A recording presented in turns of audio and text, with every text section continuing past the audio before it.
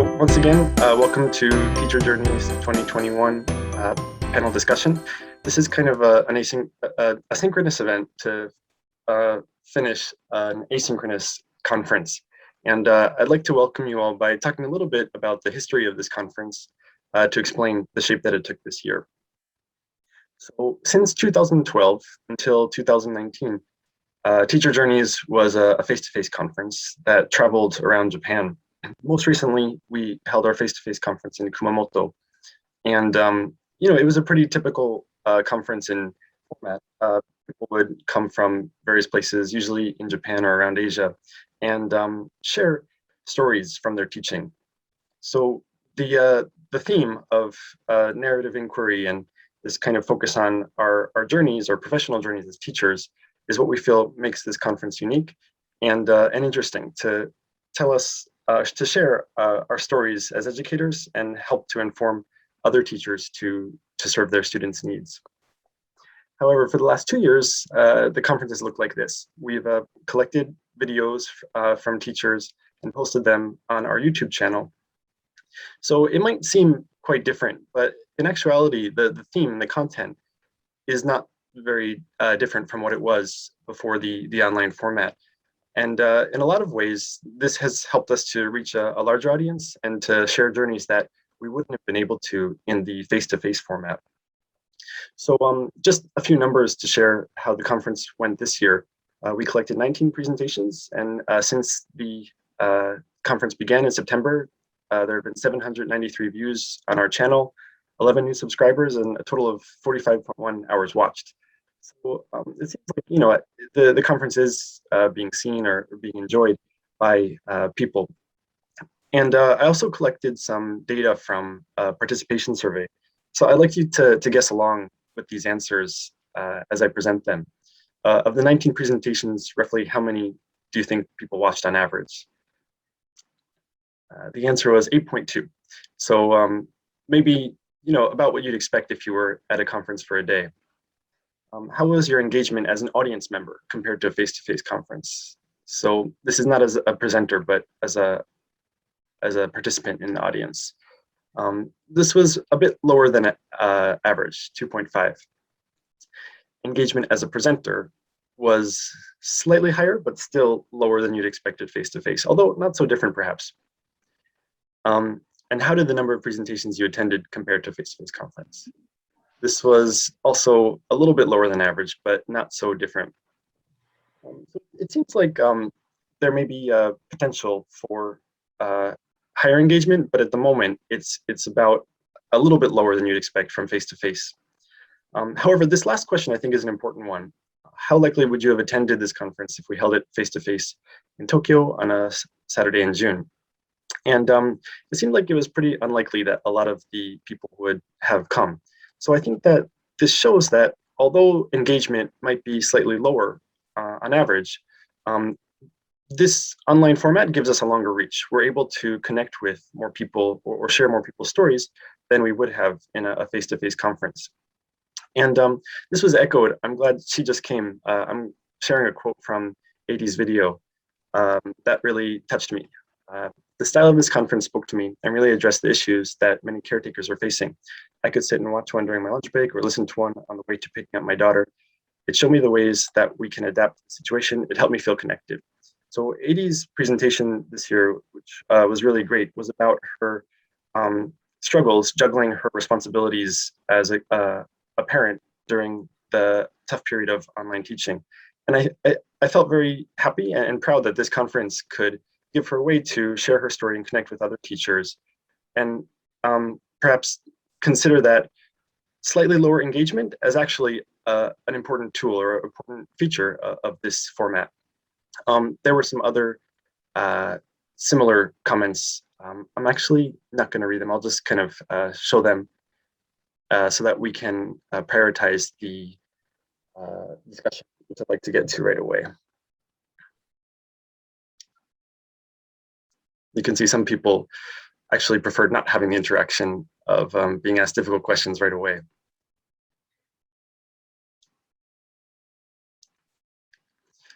All right, so with that background now, I think it'll be useful to dig a little deeper into the experiences of 4 presenters at the conference this year so that we can reflect on what went well and hopefully inform future professional development with and maybe one day after Corona. So can I invite the presenters to introduce themselves? Caroline, is it okay if we start with you?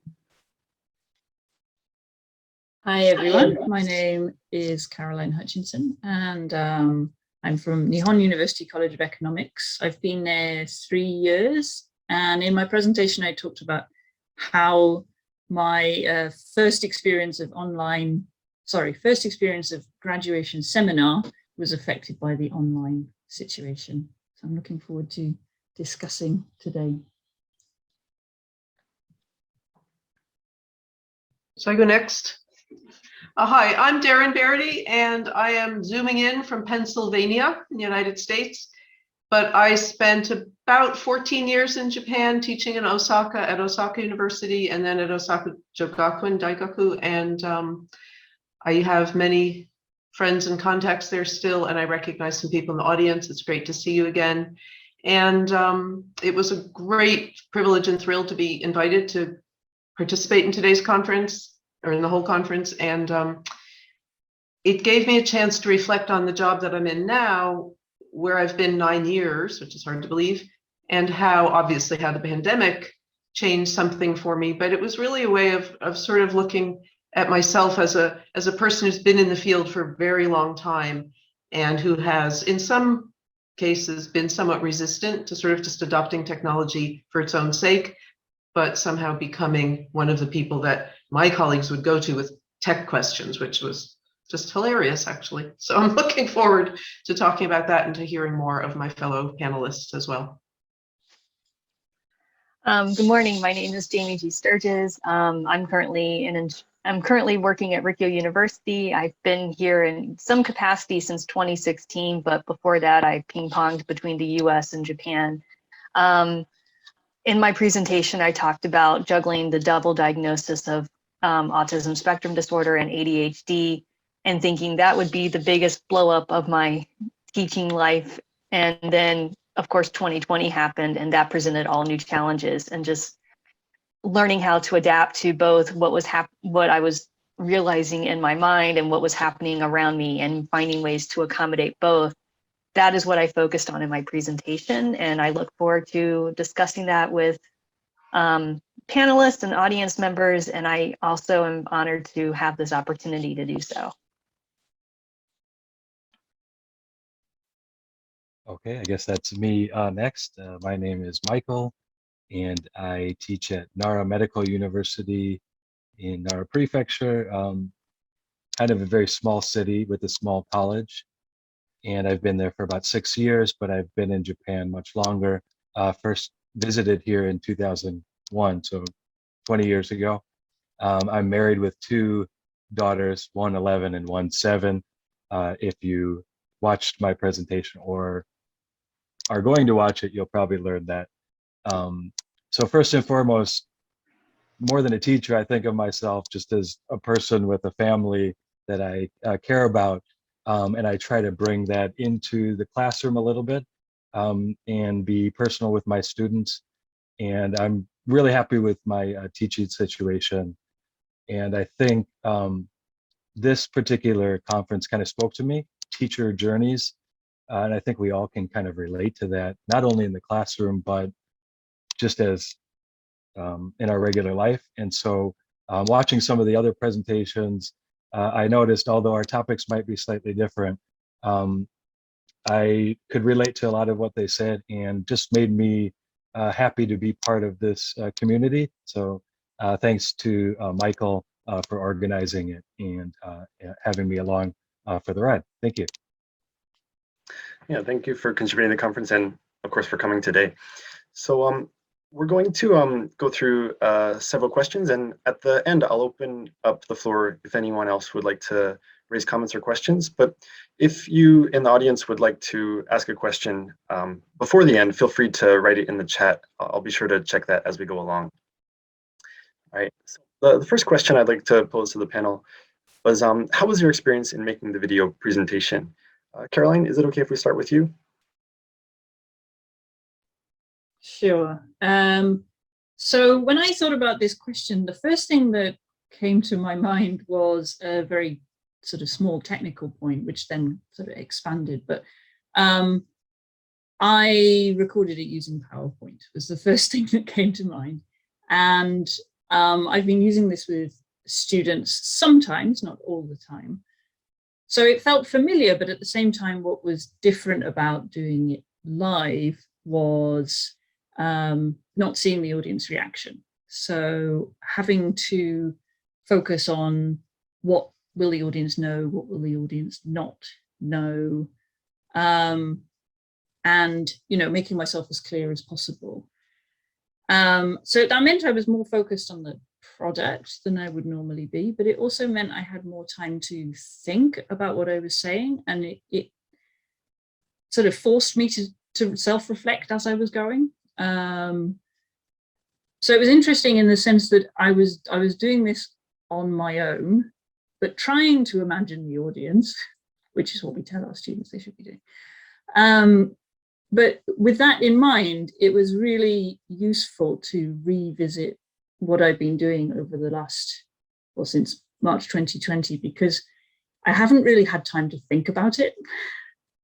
And I had to force myself to think about it in terms of what I had succeeded in doing, as well as focusing on the negatives, to realize how much work I put in, and to think about things like, how I feel about the lack of clarity that I felt. It really, it forced me to kind of come to terms with what I had succeeded in doing, but also some of the things that I would like to improve, in particular, clarity from my institution. And it seemed it very naturally fell into chronological terms. It very naturally became a narrative. And so then when I watched other presentations, which is the next question, that sort of shared narrative was quite powerful for me, the feeling that, other people had gone through similar experiences, but of course different in each individual setting. Yeah, so that's my experience.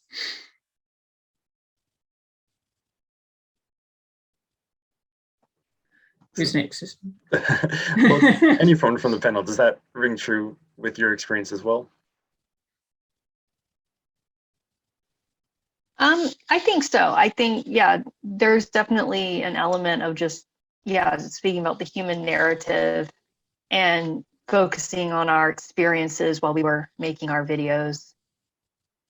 I guess, is it okay if I go ahead and answer? I think for me, I didn't even think so much about like the actual making of the video. I think every year when Teacher Journeys rolls around with its call for presentations, I try to think, is there any way that I can contribute and think of an idea? And this year, the idea of maybe it's finally time to just talk about what's been going on with me and how that can, see if I can apply that to my teacher journey.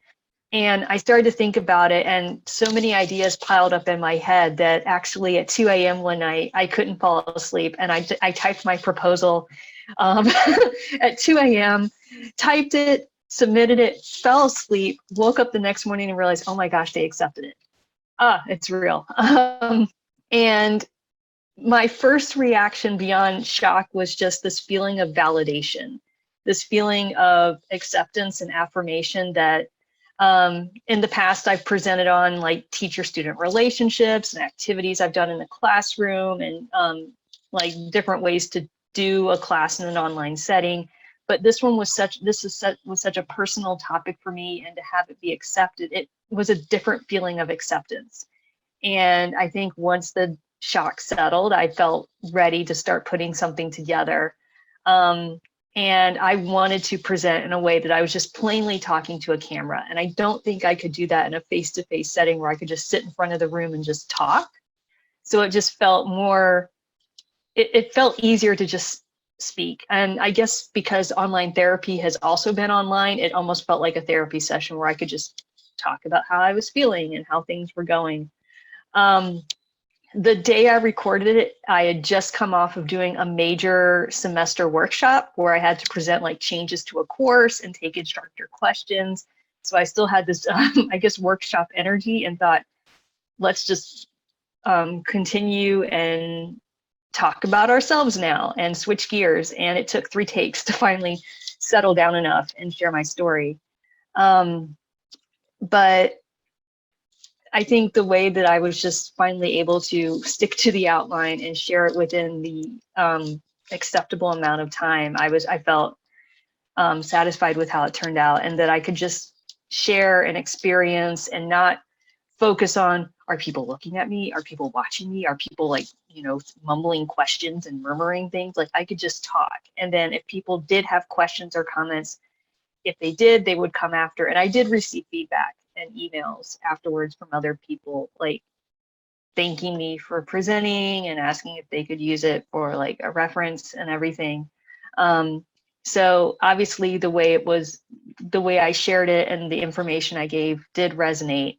So I think overall, just based on the topic and the format, it all just kind of came together much better than I expected. And the timing, I feel, was perfect to kind of just put it all together. And I knew I would ultimately present on this topic, and I think this was just the right time to do it and the right conference to do it at.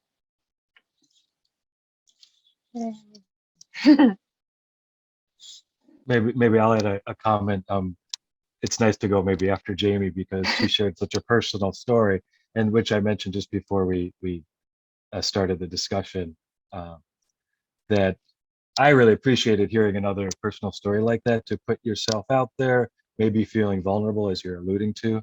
And I think even with me, this particular conference, because it was online and it was just making a video and uploading it, in a sense, rather than speaking in front of a bunch of people, it allowed me to share a personal story, but also to be creative. I was hoping, this would be a chance to be a little more creative. Sometimes at a face-to-face conference, you might present, of course, a PowerPoint or something to that effect, and maybe have some interaction with the audience.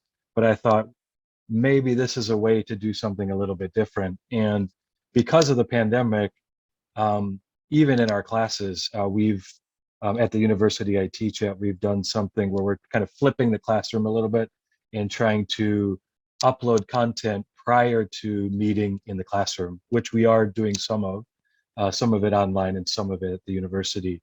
And so I was already experimenting a little bit with my creativity. I kind of enjoy that aspect of it.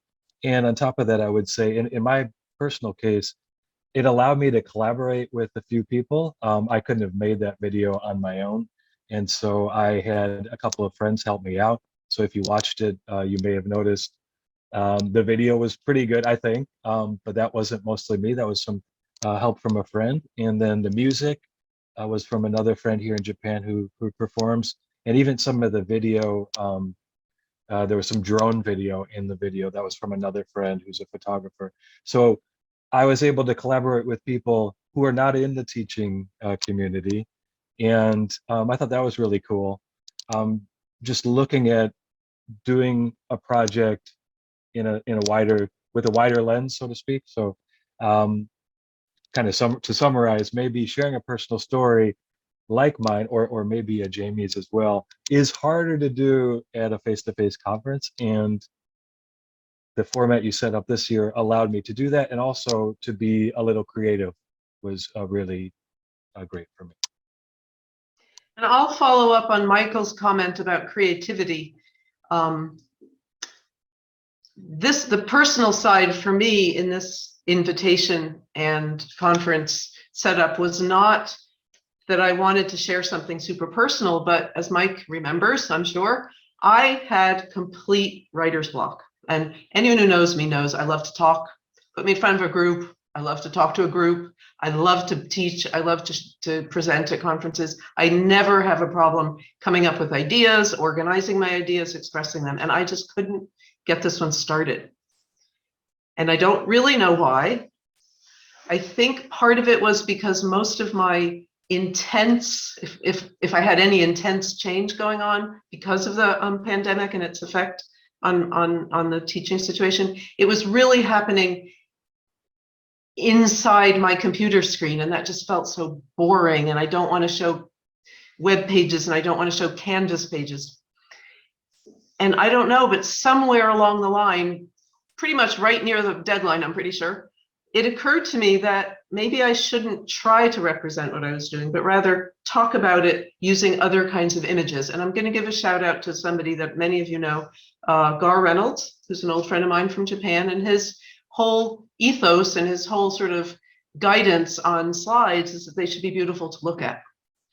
And I'm not, you know, a particularly artistic person, but these past couple of years, I've developed a hobby of taking pictures of nature, and also looking through all my travel pictures from my years of living overseas in different countries. And I've been making picture books, and I make my own line of note cards now. And so all of those pictures helped me sort of organize my story in terms of, let's say, a kind of metaphor where teaching was sort of a garden or a set of houseplants. And I don't know why, that just freed me up. So that was sort of my personal story, and the touching on creativity, which I've never brought my photography into my classroom because it's not something I've ever thought of myself as being. But yeah, the whole pandemic effect was something that felt very internal. I mean, obviously sitting at home teaching is different than going to the classroom, but it was sort of a technological stasis almost. And I just needed to break through that for my own teaching and also for my own presenting. So that was interesting to experience that. I've never had that kind of feeling that I didn't know how to even proceed with a paper or a presentation before. Yeah, it was a bit surprising to me to hear that you had that writer's block initially. And just listening to all of the responses now, as someone closely involved with the conference, but not a presenter myself, I thought a lot about kind of the logistical kind of differences of doing a video presentation, like maybe having to retake it if someone rang the doorbell, or having the option to retake it if you wanted to, things that you couldn't do in a face-to-face conference. But I hadn't really thought that deeply about your different feelings of talking to a camera, or the way that would influence the content. So thank you for sharing these responses. I'd like to go on to the second question now. So this is about not your experience in sharing your own story, but in listening to other stories. What resonated with you from the presentations that you viewed? Deryn, would it be okay if I ask you to start with this one? Absolutely. You know, I mentioned this before we went on air, so to speak, but I was so moved and so touched by the honesty and the courage and the thoughtfulness that my fellow panelists put into their presentations. It reminded me of, you know, why it's such a great place to teach Japan, and also what kind of great colleagues I used to work with. Not that I don't work with great colleagues now, but we don't participate in these kinds of conversations particularly. I was very, like you just said, Mike, I was really interested to see the different formats. I knew that I did not want to show my face talking. You know, who knows why? A little bit of vanity, a little bit of, in life, I know I can react, engage with an audience, but I wasn't sure I could really do that on film.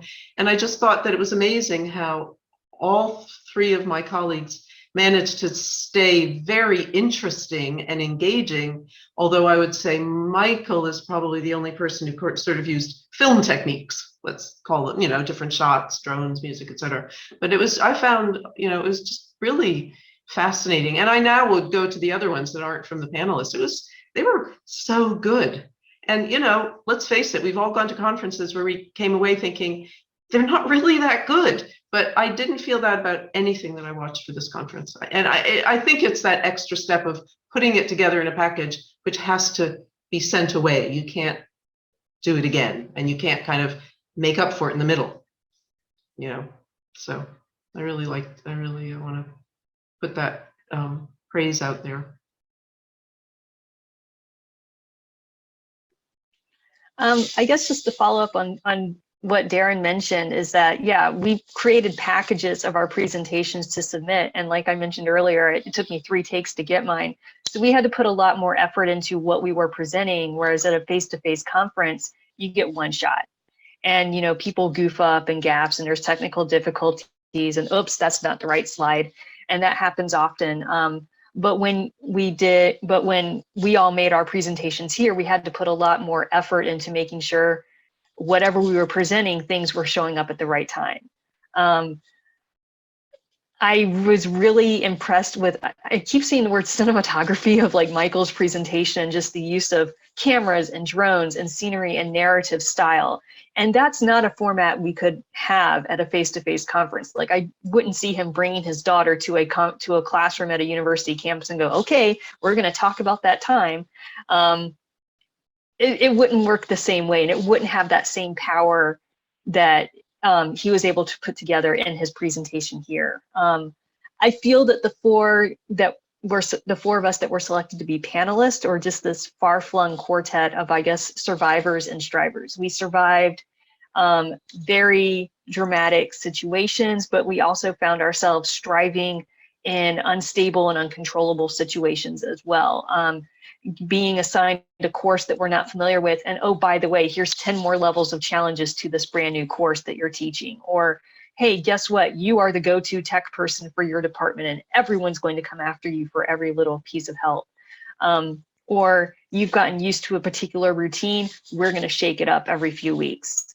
I feel that the panels, what resonated a lot was the humanization of teaching. Like I said before we started recording, we didn't focus on how-tos. We didn't focus on, here's how I teach the story element in my classroom. Here's how I teach discussion. We focused on ourselves. And as Michael Ellis mentioned, that's something that can sometimes be frowned upon in the larger teaching community, is being teacher self-centered. But I feel this is the conference where if you have something personal to share that is connected to your teaching, this is the place to do it. And I think we all took great advantage of that opportunity. This particular conference has always been a reliable venue for me to find a place to share those parts. And I feel like the four panelists this year, we really showed that part. We really showed the human side, the vulnerable human side, the fact that we have these challenges and we have to face them. Or we had these serious challenges and here's how we applied it to the rest of our lives. I think that really came through this year, and that's what really resonated with me. Can I follow up with after Jim? Well, it's hard to follow up after Jim. She speaks so well. I had jotted down a few notes to these questions prior to meeting, and that's kind of what I wanted to hit on, especially the challenges part. So we all face challenges, and when I watched specifically, let me talk about the panelists videos. Yeah, each one was faced with challenges, and that's what I wrote down. We all felt maybe overwhelmed by those challenges or down. I could get that from their presentations, maybe worrying about how the students would take them in this new situation, how they would respond, how their colleagues would respond. And what I did notice was, and I've said this in my own video, so just kind of repeating that, but sharing stories is kind of what it's all about. So I believe I should do that with my students. But this particular conference, it seemed like a lot of the presentations, not only the panelists, but the other ones I watched, were sharing kind of personal stories. And I think at the end of the day was this feeling of we're facing challenges, we feel lonely, we're stuck at home. Are others feeling this way? Probably, but I don't know. And by presenting and then watching the videos, it's like, okay, there's a community here. My story is a little bit different than the other one, but I feel the exact same things that they're feeling. And that felt really good. So thanks to the other people who presented and sharing kind of those stories, and really just sharing something of overcoming challenges. And then we can kind of go back and go, okay, I'm not the only one here. I can get back and I can do this. Others are struggling too, and we're all kind of in it together. So thank you for that. Okay, I'll just follow up on that, but mostly by echoing what everyone else has said. I certainly felt that by revealing sort of vulnerabilities and obstacles and challenges, that I really felt connected to everyone who presented. And that was very valuable for me because I haven't really had a community at work. So the sort of wider community of other teachers has been really important to me. But there is sometimes a tendency in Japan, and especially in institutions like mine where people are quite independent, to not really talk about vulnerabilities, which means that I feel like I shouldn't sometimes. And it was really nice to focus on the teacher as a person here, as Jamie's mentioned. Also because this is what I was used to when I did my teacher training. I worked in a international house where regularly other teacher trainers were coming to observe me, and CELTA students were coming to observe me, and I got a lot of feedback and chances to be open. And I've been missing that, I think, in Japan. So this has been a great opportunity.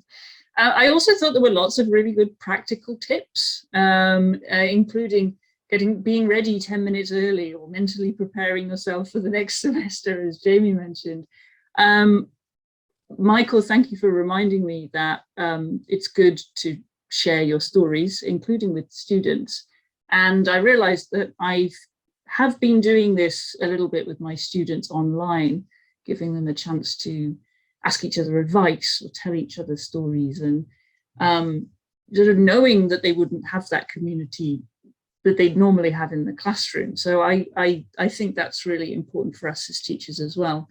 And Deryn, your presentation really reminded me, or made me realize, that I had felt this sense of, I'm getting into a groove, I know what I'm doing.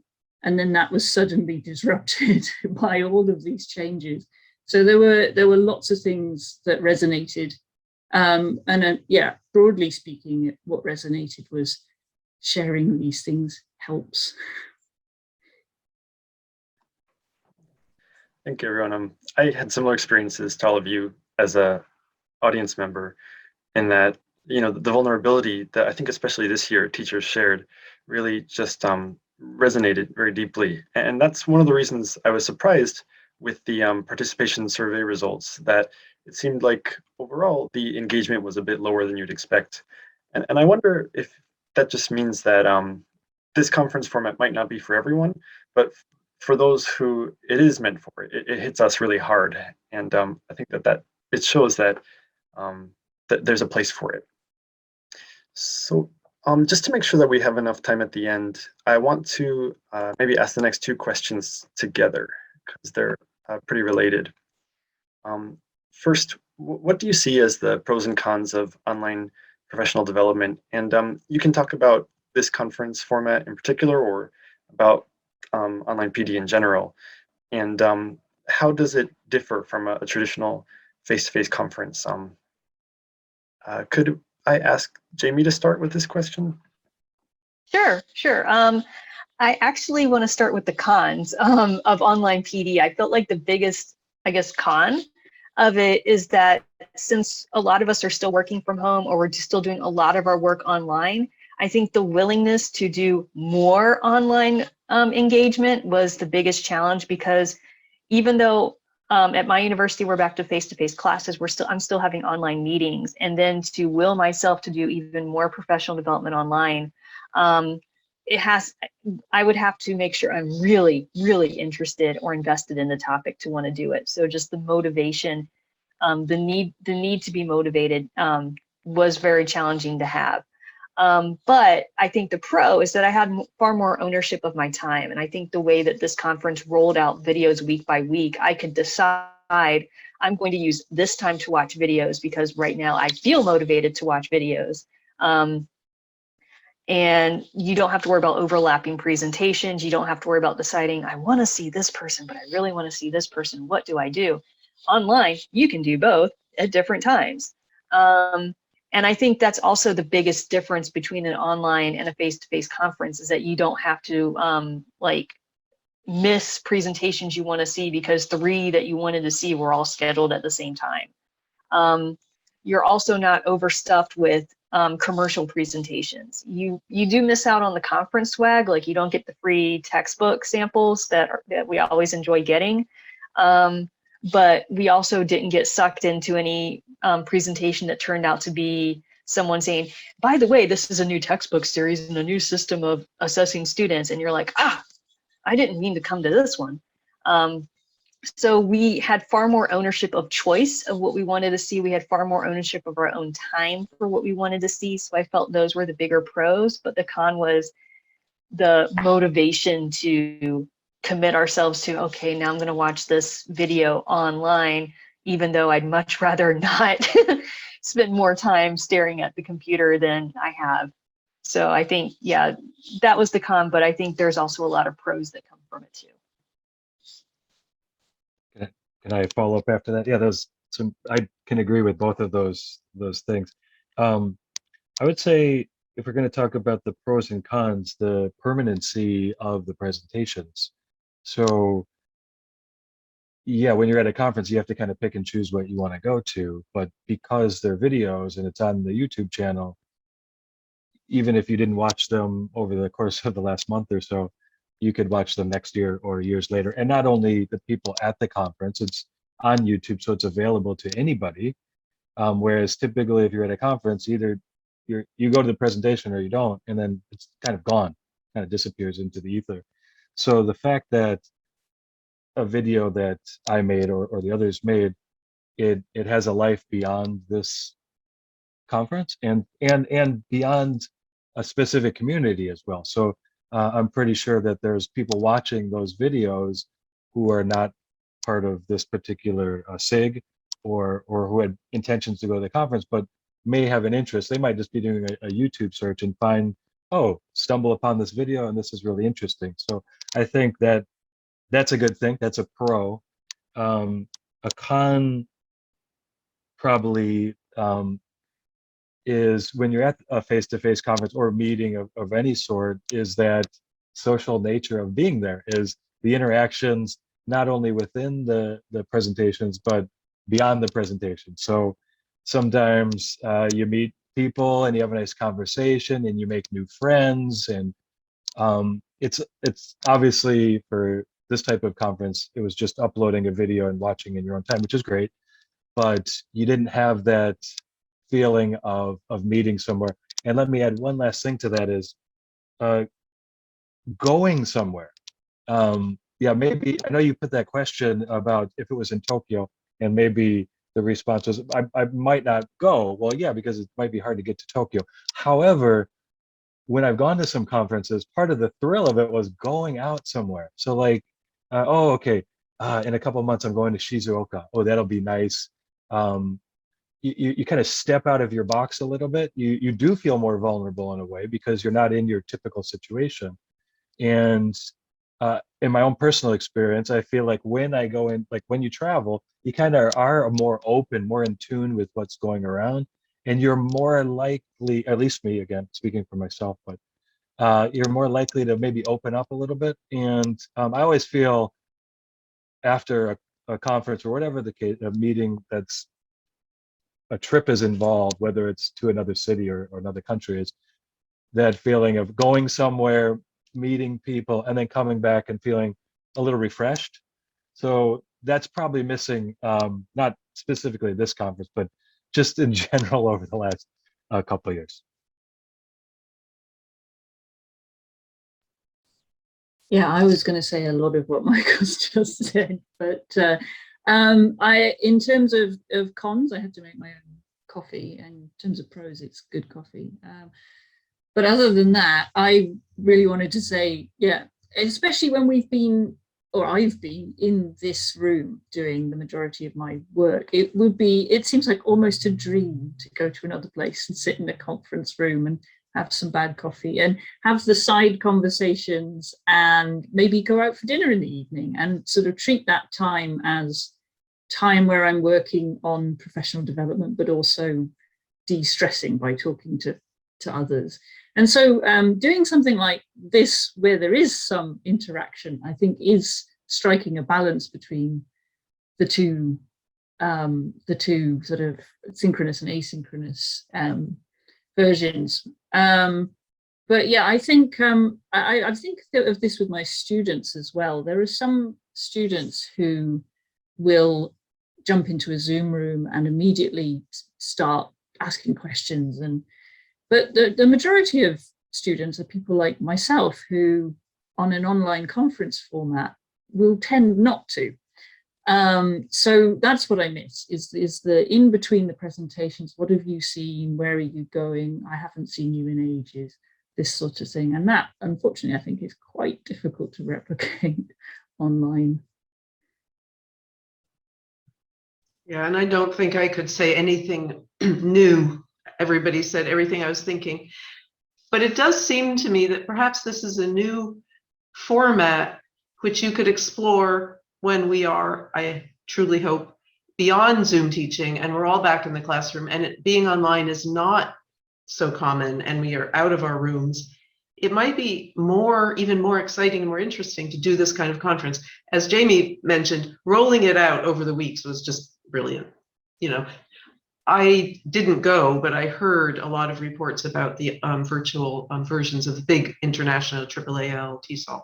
And people said, you know, it's as exhausting as being there, but you don't even get, you know, all the fun stuff, which you guys just mentioned. So this kind of distillation of really interesting ideas and nicely packaged videos might work even better when people are able to meet in person for other kinds of conferences. This could be a new kind of conference. Yeah, and that segues perfectly into the last question. Just to respond though to what you were saying, I think there's a big difference I noticed in participation this year and last year. Last year, I think there was still something kind of fun and shiny and new about participating in Zoom PD, whereas this year we're just kind of sick of it, frankly. And I think that we have to be much more intentional and kind of mindful in how we design these PD opportunities. So let's talk a little bit about that. I think we are all a bit skeptical as to whether this pandemic is really going to end, at least anytime soon, and that we might need to think about, if not online PD, some kind of hybrid formats that we could continue to develop as teachers in the future. So I think this would be a good thing to finish the discussion on. What kind of aspects of this conference could you imagine being applied to PD in the future? Michael, would it be okay to ask you to start off on this one? Sure. I think Deryn started off answering it pretty well with her idea about once we hopefully return to normal, how this could be something fresh again. I kind of said it in my last answer, but the permanency of a video presentation and how the access is indefinite, so people can watch it beyond just the time limit of a normal conference. I think something about that can continue in PD. I think personally, I would still love when you can meet face to face and have all that interaction. But even with that, you could still possibly have it where you record something. It doesn't have to be a complete presentation, but record something. And I think when I heard the other panelists answer, there's something about when you have to make a video, maybe you're putting a little bit more into it even. Jamie said she recorded multiple times. I know with my video, there was a lot of background work that we put into it, editing it and so forth. So it's almost like you hope to have a more finished product. So I think, as you said, maybe some hybrid format where in the future you still maybe get to meet at the conference, but maybe you have the video and that could be, let's say, the first 10 minutes of your presentation. And then the last could be more of a discussion rather than just maybe going through slides in person. Just one idea that might be something for it. And anything beyond, yeah, I think that's covers my ideas for now. So, well, in a way, it's almost, I know a lot of people that I work with are doing, somebody mentioned, I'm sorry, I've forgotten who, doing more of a flipped classroom because of Zoom and remote teaching. Well, a flipped conference actually makes a lot of sense. Or a flipped professional development event where things are not perhaps quite as, sit in this room while I give you a workshop, but rather, watch this video, and then when we come together on Zoom or in person, we do something with the material that you prepared. That sounds great. Yeah, that's exactly kind of what I was imagining too. That sounds great. Yeah, I think, yeah, to tack on to what Michael and Deryn said, I think some sort of hybrid style conference in the future would be great. And I think also taking advantage of spreading it out over multiple weekends, because it's still going to be difficult, if not impossible, to travel internationally for some time to come. I think allowing presenters from all over to submit videos, and then having a weekend of online presentations, and then those who are able to meet domestically can do like the following weekend of like some asynchronous or synchronous Q&A, or then like some face-to-face presentations, and just having a mix of both, so that the opportunities are still there for people like Deryn to present at a conference based in Japan, and also for people to go back to doing face-to-face. So just including it as just another format style, in addition to poster, PowerPoint, group demonstration. Now we have online or asynchronous as another option. So I think it can find a way to like fit in. But can I just jump in and say that when you invited me to this conference back in 2013 and I flew to Tokyo, that was way better. Oh, I mean, it was just totally. in every way except that for all the things that we've talked about. This was way better for the other things, but yeah, you could still travel if you want, if you're able to. Yeah. I found myself thinking that having a delayed discussion like this really worked for me, because I tend to find face-to-face presentations, the time is short, there's a certain amount to get through. And then when time for questions and discussion comes up, I'm still kind of churning through what I've just heard. So I actually think discussions could be more productive if, say, for example, people are just getting together to discuss the presentation that they've all watched online, and to think of some questions in advance. And it, with the idea of the presentation being a product that's permanent and recorded, as Michael mentions, it could even be maybe in 2022, we get together and discuss changes since the video we made in 2021, that sort of thing, with the idea of this being a journey that continues beyond one conference, beyond 1 year's conference. And I noticed actually when I was thinking about this question, an email came through from World CLIL, which is one of the conferences that hopefully I'll attend if I can go anywhere. And they have a system where you can submit clips of yourself teaching, and then they facilitate a discussion around that. So that made me think there is the possibility for either the flipped classroom, or you come together, you watch the recording, whether that person is there in person or online or not. It can be the spark for discussion rather than filling the whole time and maybe time for 1 or 2 questions. But I guess the balance is the problem. And those of you that teach hybrid would know more about this than me, but making sure you have enough people participating in each part that it's actually meaningful. Maybe I can just add one last comment after Caroline answered. It made me think about this. Actually, I ended up presenting at another conference yesterday, and it was through a university in Turkey. And it was something like engaging students, empowering teachers. And it kind of sums up this whole experience. I would never have joined this conference had it not been available online. And here I am presenting. The majority of the participants seem to be in Turkey. And it was really exciting. Wow, this is so cool. I'm talking to all these teachers and educators in Turkey. Again, like Deryn was saying earlier about the time difference, I had to make sure about all that. And there was some excitement to that. But on the flip side, I had to really rush through, and there really wasn't time for Q&A, even though I tried to leave a couple minutes for it, because one question takes time to answer if people have a thoughtful answer and time to think of an answer. So as it made me think about that, as Caroline just answered, having a kind of postponed discussion, I think is really good. I think today we're able to dig a little deeper. So I think the way you set it up, Michael, was really good.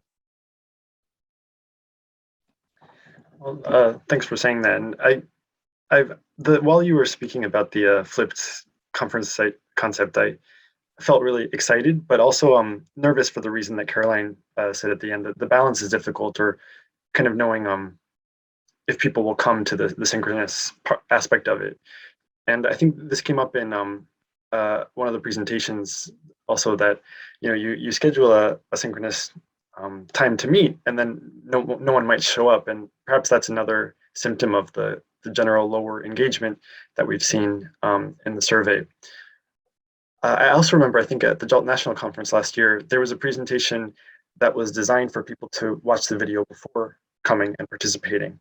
And I thought that was a brilliant approach, but no one really knew to do it, or if they knew, they just didn't. So the presenters found themselves having to re-give the presentation that they recorded ahead of time. But if that becomes the new standard, where you can see the video ahead of time, and maybe that's enough, maybe that's all you do, but then you have the option to come together and interact with people to dig more deeply into the content, that might be the way going forward. This is what I felt from listening to you, but do you have any responses to that? All right, well, if not in particular, maybe this would be a good time to open it up to the audience. Does anyone have any other thoughts or questions? I see that there are many presenters participating as well, so feel free to share anything you'd like as a presenter or as an audience member.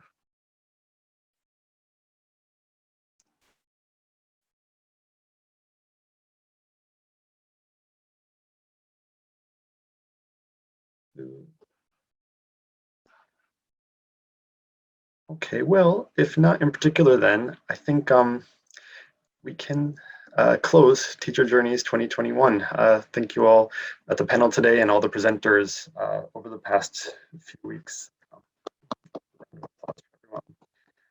But of course, as Michael has alluded to, there is a permanence to this conference in that all the videos are online, and we gave the presenters the option for the videos to be taken down, but this year everyone seems to want the videos to be up there indefinitely.